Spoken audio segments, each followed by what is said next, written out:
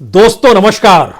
2024 के लोकसभा चुनाव में प्रधानमंत्री पद का उम्मीदवार कौन होगा और क्या प्रधानमंत्री पद के उम्मीदवार और उसके चेहरे के आश्रय समूचा लोकसभा का चुनाव लड़ा जा सकता है? क्या यह संभव है कि चुनाव लोकसभा के हो रहे हों और तरीका राष्ट्रपति के चुनाव की तर्ज पर अपना लिया गया हो?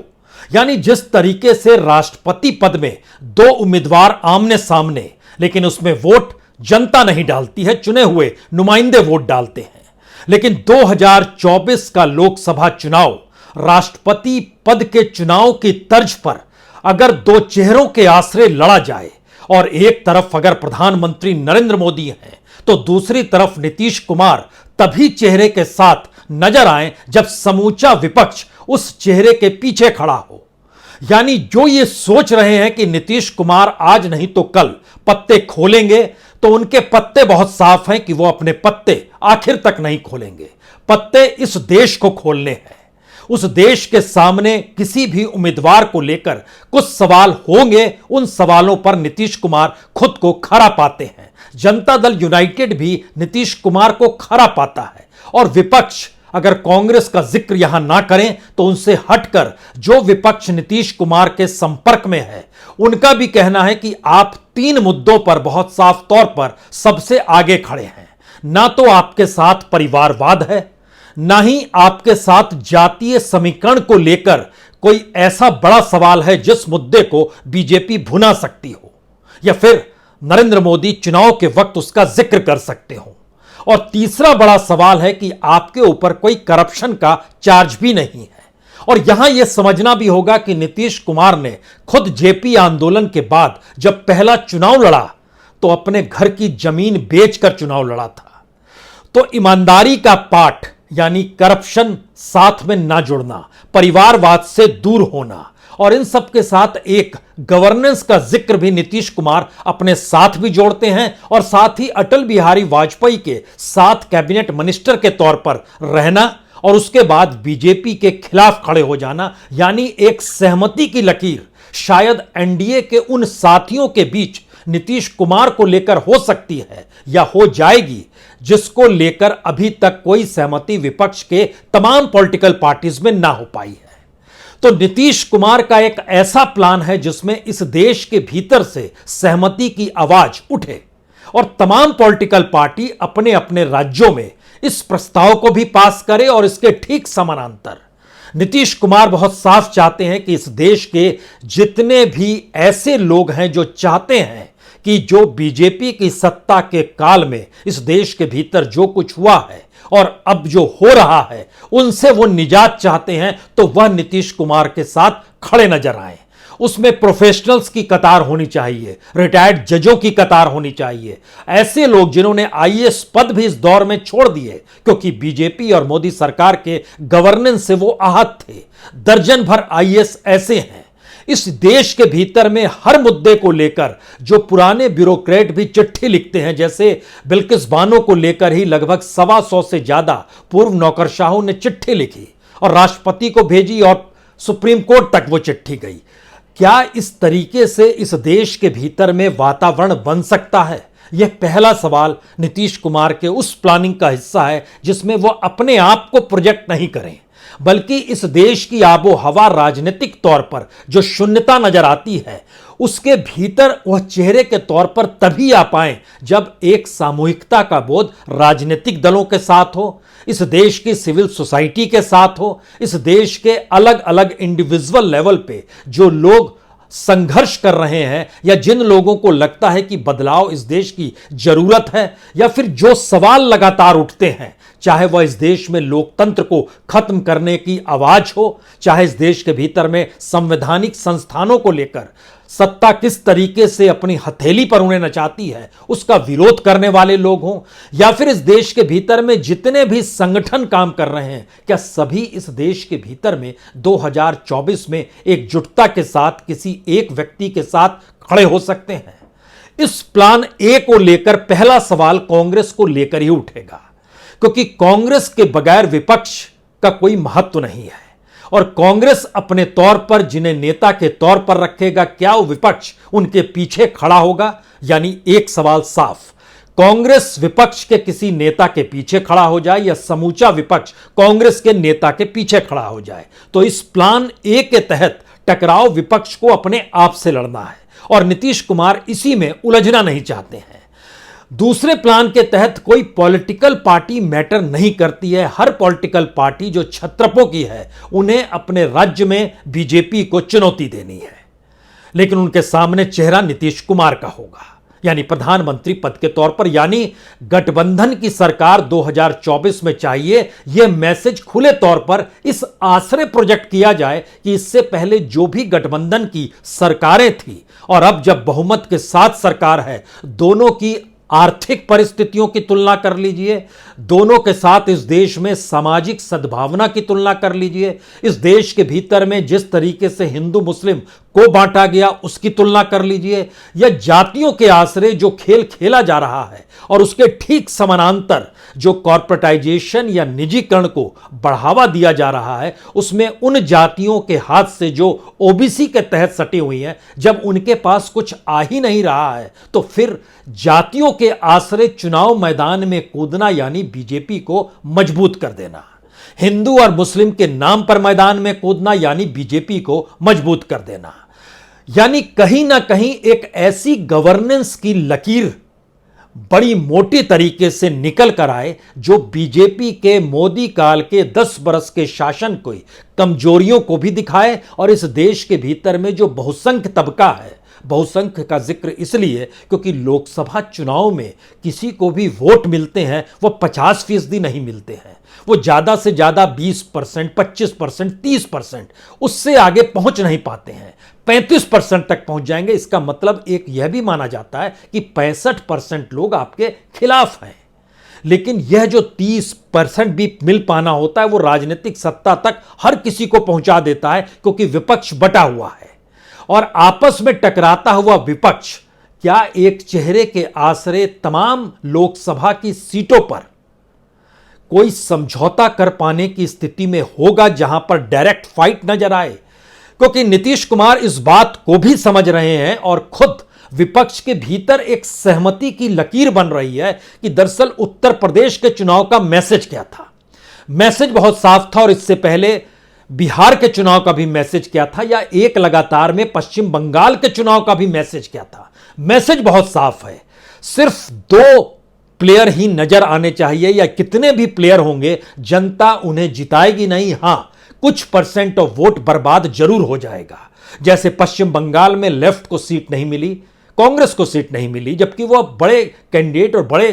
तौर पर वो चुनाव लड़ रहे थे, लेकिन उनको जीत नहीं मिली। उत्तर प्रदेश के भीतर में कांग्रेस और प्रियंका गांधी अगुवाई करते हुए सब कुछ दांव पर लगाकर चुनाव लड़ रही थी, लेकिन जनता ने साथ नहीं दिया कांग्रेस का, पुरानी परिस्थिति से भी और ज्यादा नीचे लेकर खड़े हो गए। अब आने वाले वक्त में गुजरात में चुनाव होने हैं। गुजरात के भीतर भी जब आम आदमी पार्टी धीरे धीरे अपने प्रभाव को बनाने के लिए मैदान में कूद चुकी है, तो यह किसके हक में होगा?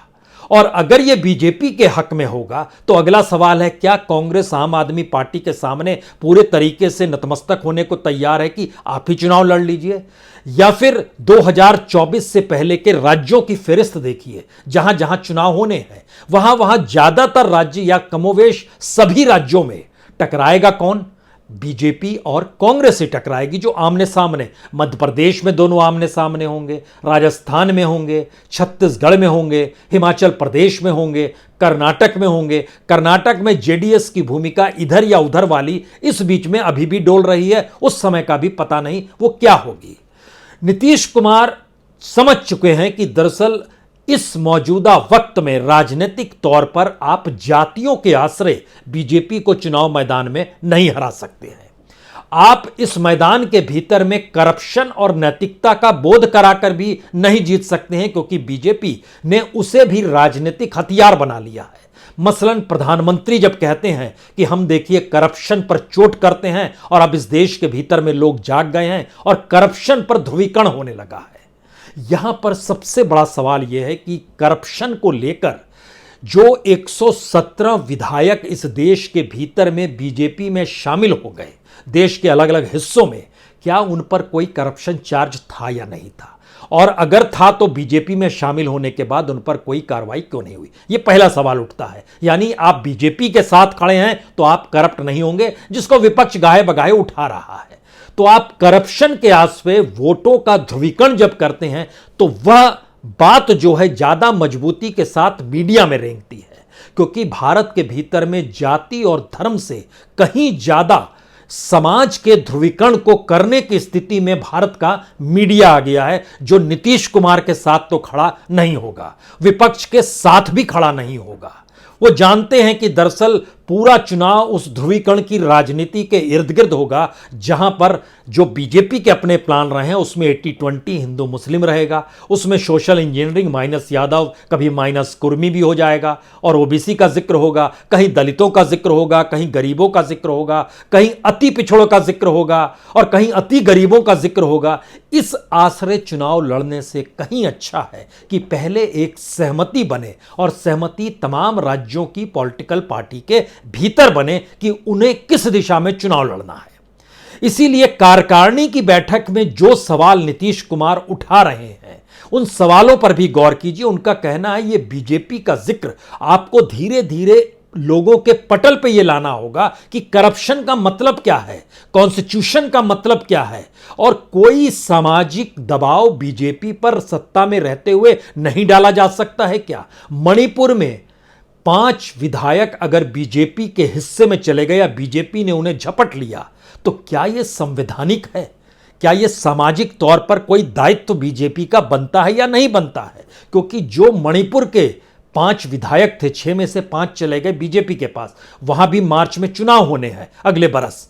अब नीतीश कुमार इस सवाल को उठा रहे हैं कि समझना होगा इस देश में करप्शन की परिभाषा सत्ता के लिए अलग है, विपक्ष के लिए अलग है। इस देश में कॉन्स्टिट्यूशन की परिभाषा सत्ता के लिए अलग है, विपक्ष के लिए अलग है। इस देश में इलेक्शन कमीशन के जरिए चुनाव की सोच और उसको लागू कराने की परिस्थितियां सत्ता के लिए अलग है, विपक्ष के लिए अलग है। इस देश में परिवारवाद की परिभाषा बीजेपी के लिए अलग है, विपक्ष के लिए अलग है। यानी अलग अलग मुद्दों को अलग अलग तरीके से परिभाषित करना और उस परिभाषा को मीडिया के जरिए इस देश में सुबह से लेकर रात तक फैला देना, ये जानते समझते हुए कि ध्रुवीकरण जब वोट के होते हैं और समाज के होते हैं, दोनों में एक बड़ा अंतर होता है। वोटों के ध्रुवीकरण का असर चुनाव तक ही रहता है, लेकिन समाज का ध्रुवीकरण अगर सत्ता की सोच के हिसाब से होने लगेगा तो कल सत्ता कोई बड़ा काम गलत भी कर देगी तो यह मीडिया कह नहीं पाएगी और सूचना नहीं दे पाएगी, सही जानकारी नहीं दे पाएगी, रिपोर्ट फाइल नहीं कर पाएगी कि देखिए यह गलत था। और अगर आप इस दुनिया के इतिहास को पलटें और परिस्थितियों को समझें तो एक बात और समझिए कि जो राजनीति बीजेपी की है, जिसका जिक्र नीतीश कुमार अभी संकेत की भाषा में कर रहे हैं, कार्यकारिणी की बैठक हो या जो उनके अपने ऑफिस बेरर हैं उनके साथ जो बैठक जो होती है, उसमें उनका कहना है कि दरअसल ये जिस तरीके से कुछ गुट को या कुछ ग्रुप्स को टारगेट पर लेते हैं उसके पीछे एक अमानवीयता का भाव रहता है, जो कि एक लिहाज से चला आ रहा है। जब सड़क पर न्याय करने की परिस्थिति में इस देश के भीतर में एक जंगल की परिस्थिति खड़ी कर दी गई, जिसको मॉब लिंचिंग के तौर पर देखा गया। दुनिया भर में यह सवाल उठते रहा कि भारत के भीतर की कैसी स्थिति आ गई है। तो समझना होगा कि दरअसल सत्ता का भीतर का जो हेट स्पीच है, सत्ता जिस तरीके से किसी को भी ट्रेटर घोषित कर देती है, किसी को भी समाज के लिए खतरनाक बता देती है, समाज के लिए कैंसर बता देती है, मीडिया उस बात को कैसे उठा लेता है। नीतीश कुमार उस मोटी लकीर को भी पकड़ना चाह रहे हैं जिसका जिक्र एक वक्त अटल बिहारी वाजपेयी के साथ रहते हुए गुजरात दंगों के वक्त भी हुआ था, और राजधर्म का पाठ यूं ही अटल बिहारी वाजपेयी ने जिक्र नहीं किया था। उन्होंने इस बात का जिक्र किया था कि दरअसल अगर संस्थान भी उन दंगों की भाषा को सत्ता के लिए सही बताने लगेंगे तो फिर गवर्नेंस तो गायब हो जाएगी। नीतीश कुमार अपनी राजनीति को आगे ले जाने के लिए या 2024 के बिसात पर खुद को वजीर या प्यादे किसी भी तौर पर रखने के लिए खुद हामी भरने से ज्यादा वह चारों तरफ से हामी चाहते हैं। क्योंकि एक चीज और यहां पर समझनी होगी कि दरअसल जिस तरीके से मान लीजिए देश के गृह मंत्री का भाषण होता है, वो भाषण में जिक्र करते हैं कि करोड़ों की तादाद में घुसपैठिए इस देश में आ गए हैं और वह दीमक की तरह देश के भविष्य को खोखला करें, उनके भाषण का हिस्सा है।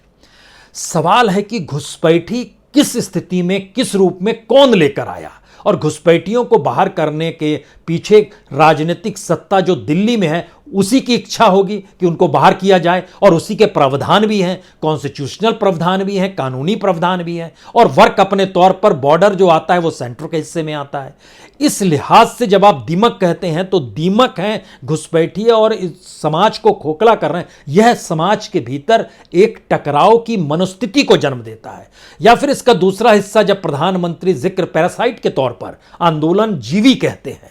तो पैरासाइट बनाना यानी एक हेट दृष्टि को, प्रधानमंत्री का एक भाषण हो, गृह मंत्री का एक भाषण हो, बीजेपी का एक भाषण हो, नीतीश कुमार का कोई भाषण हो, राहुल गांधी का कोई भाषण हो, उन सबों के भीतर एक फर्क है। मीडिया जो टेक्निकली वेल इक्विप्ड है, जब वो चीजों को दिखाना शुरू करेगा तो चाहे 2024 के चुनाव के मद्देनजर ही बहुत सारे सवाल अगर उठा भी रहा होगा विपक्ष, तो वह कहीं नजर नहीं आएगा, क्योंकि ये धीरे धीरे परिस्थितियां जो होती हैं वो इस तरीके से खड़ा करती हैं कि समाज के भीतर एक टकराव की परिस्थिति हो, और इसके जो पॉलिटिकल और पॉपुलर बिलीफ्स जो होते हैं, जो भरोसा होता है वो राजनीतिक सत्ता को लेकर कहीं ज्यादा होता है और उसे लाभ होते चला जाता है। ये पहले राउंड का केस है, आप कैसे समझाएंगे? दूसरी परिस्थिति है कि इस देश की अर्थव्यवस्था के दायरे में ही महंगाई और बेरोजगारी के सवाल हैं। अगर आप महंगाई और बेरोजगारी के सवालों में उलझेंगे तो फिर आप उन बड़े एस्पेक्ट में नहीं उछल पाएंगे कि देश के भीतर की गवर्नेंस जो है, मोदी काल में कैसे इस देश की अर्थव्यवस्था को पटरी से उतार चुकी है। इस परिस्थिति को समझने के लिए यह भी समझना होगा कि भारत के जैसे मसलन जिक्र कर लीजिए, टॉप मोस्ट कॉरपोरेट्स का जिक्र कीजिए, यूं तो लगभग 200 कंपनियां हैं जो कर्ज में डूबी हुई है, $1 बिलियन से ज्यादा जिन पर कर्ज है। लेकिन अगर टॉप का भी जिक्र करते हैं तो टाटा भी लगभग 2,90,000 करोड़ के डेब्ट में है, रिलायंस भी अपने तौर पर 2,70,000 के लगभग डेब्ट में है, अडानीज भी 2,60,000 के डेब्ट में आ चुके हैं, दूसरा L&T ग्रुप आ चुका है, महिंद्रा ग्रुप आ चुका है, बजाज ग्रुप आ चुका है। ये टॉप मोस्ट जब नजर आते हैं, आदित्य बिरला ग्रुप नजर आता है जो डेब्ट में है। तो डेब्ट की इकोनॉमी और कर्ज में डूबते हुए देश में बढ़ता हुआ भारत की अर्थव्यवस्था का खांचा वो दुनिया में कैसे नजर आता है, वह एक दृष्टि है। इस देश के भीतर कैसे चीजें प्रभावित होंगी, वह दूसरी दृष्टि है। और शायद इसी दायरे को समझाने के लिए इस देश के अलग अलग हिस्सों में, वो चाहे रिटायर्ड जज हों, रिटायर्ड ब्यूरोक्रेट्स हों, मौजूदा वक्त में जो भी सिविल सोसाइटी के लोग हों, जो भी ऑर्गेनाइजेशन के लोग हों, उन सबको कलेक्ट करने का हिस्सा जब तक आप नहीं समेटेंगे तब तक आपके लिए मुश्किल होगी कि आप किसी एक चेहरे के पीछे खड़े हो सके। समझना यह भी होगा कि नीतीश कुमार की उपज उस जेपी आंदोलन से हुई है, जिस जेपी आंदोलन में इंदिरा गांधी को ध्वस्त करने के लिए कोई चेहरा सामने नहीं रखा गया था, लेकिन एक चेहरा आंदोलन की अगुवाई करते हुए जयप्रकाश नारायण का था। उस वक्त जनता पार्टी में जनसंघ भी शामिल हुई थी जो अब बीजेपी है। यानी इंदिरा गांधी जैसे लार्जर देन लाइफ के जो पॉलिटिशियन थे उनको ध्वस्त करने के लिए एक आंदोलन में एक चेहरा था, और जेपी जो कहते थे उस रास्ते पॉलिटिकल पार्टीज चल पड़ती थी। यह अलग मसला है कि उस दौर में आरएसएस के भी लोग थे, लेकिन अब परिस्थिति बदल गई। एक झटके में इंदिरा गांधी की भूमिका में मौजूदा राजनीतिक सत्ता अगर खड़ी हो गई हो और वह और ज्यादा दुविधापूर्ण तरीके से constitution, legal aspect, constitutional institutions को लेकर और इस देश के भीतर में इकोनॉमिक एस्पेक्ट को लेकर भी अगर अपने तरीके से चीजों को प्रभावित कर रही है, तो फिर उसकी काट आपके पास क्या होगी? जबकि सबको पता है कि पैसे के तौर पर, इक्विपमेंट्स के तौर पर, टेक्नोलॉजी के तौर पर, मीडिया के तौर पर मौजूदा सत्ता यानी बीजेपी वेल इक्विप्ड है, उसके पास सारे हथियार हैं, विपक्ष के पास कुछ भी नहीं है।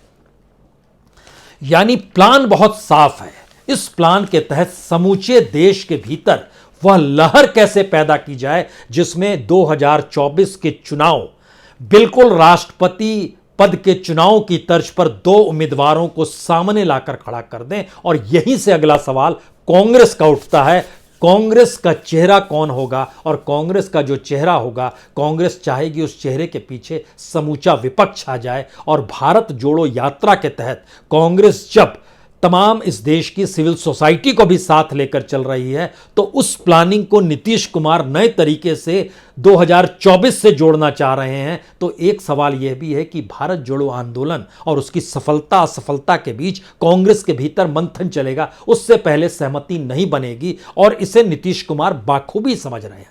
कि देश जोड़ो यात्रा के बाद इस देश के भीतर में कांग्रेस किस रूप में आएगी, राहुल गांधी किस तरीके से आएंगे, वह भी नहीं जानते हैं। लेकिन बिना कांग्रेस के वह चेहरे के तौर पर स्थापित भी हो नहीं पाएंगे, यह भी वह समझते हैं। इसीलिए उस पूरी प्रक्रिया में एक वक्त देते हुए इस देश के भीतर के परसेप्शन को 2024 में विकल्प के चेहरे के परसेप्शन के साथ जोड़ना जरूरी है। और इस प्लान के तहत नीतीश कुमार चलने को तैयार है, बेशर्त इस देश के भीतर में तमाम पॉलिटिकल पार्टीज सिर्फ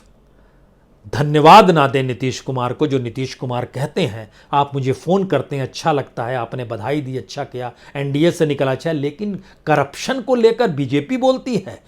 कॉन्स्टिट्यूशनल इंस्टीट्यूशंस को लेकर बीजेपी बोलती है, जो विधायकों की खरीद फरोख्त कर लेती है और समेट लेती है, क्या ये संवैधानिक मान्यता दी जा सकती है? इन सवालों के साथ नीतीश कुमार लड़ना तो चाहते हैं, लेकिन